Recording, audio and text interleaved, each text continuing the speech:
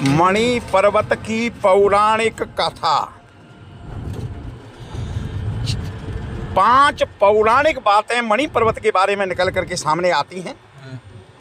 ऐसा कहते हैं कि भगवान बुद्ध भी इस पर्वत से उनका नाम जुड़ा हुआ है। उनकी प्रमुख उपासिका विशाखा ने बुद्ध के सानिध्य में अयोध्या में धम्म की दीक्षा ली थी और इसी में स्मृत स्वरूप विशाखा ने अयोध्या में मणि पर्वत के समीप बौद्ध विहार की स्थापना करवाई थी। यह भी कहते हैं कि बुद्ध के परिनिर्वाण के बाद इसी विहार में बुद्ध के दांत रखे गए थे।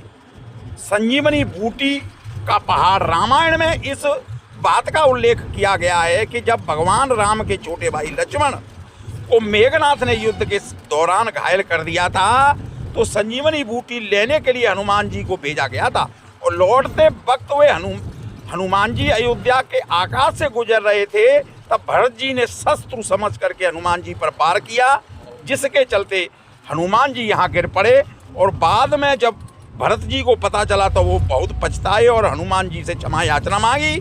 फिर हनुमान जी पुनः उस पहाड़ को उठाकर जाने लगे, तब पहाड़ का छोटा सा हिस्सा यहाँ गिर गया था। तीसरी बात इसके सामने जो निकल करके आती है वो यह है कि किंवदंतियों के अनुसार वर्तमान में इस टीले को, एक पहाड़ी को मणि पर्वत के नाम से जाना जाता है। इस पर्वत के पास में ही एक छोटा सा टीला स्थित है जिसे सुग्रीव पर्वत कहा जाता है। कहते हैं कि मणि पर्वत ही संजीवनी बूटी वाला पर्वत का एक टुकड़ा है।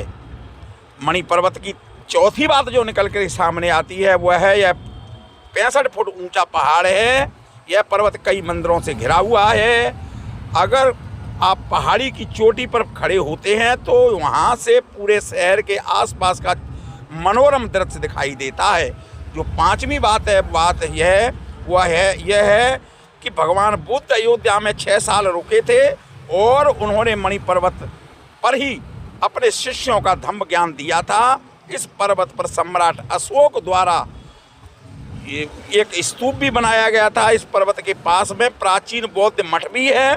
मुस्लिम काल में टीले के निचले हिस्से को मुस्लिम कब्र यार्ड से ढक दिया था, उसको हटा दिया गया था, ऐसा लोगों का मानना है। ऐसे प्रमाण मिलते हैं। ये है छोटी सी इस पर्वत की कहानी। यह पर्वत आज पर्यटकों के लिए एक मुख्य धार्मिक स्थल है। यहाँ जो भी अयोध्या आता है इस पर्वत के दर्शन करने के लिए जरूर आते हैं। हमारे साथ मामा जी भी आए हुए हैं, साथ में एक बाबा दाढ़ी वाले हैं जो फौज में अपनी पूरी तपस्या करने के बाद में महात्मा बन करके और आज अयोध्या की भ्रमण कर रहे हैं। तो ये थी और तोमर साहब हमारे भाई साहब वही पधारे हुए और साथ में एक जो है हमारे भदौड़िया साहब हैं। ये सभी आज पर्वत का दर्शन करके और आगे चौहान साहब हैं जो अग्रसर हो रहे हैं आगे नंदीग्राम की तरफ।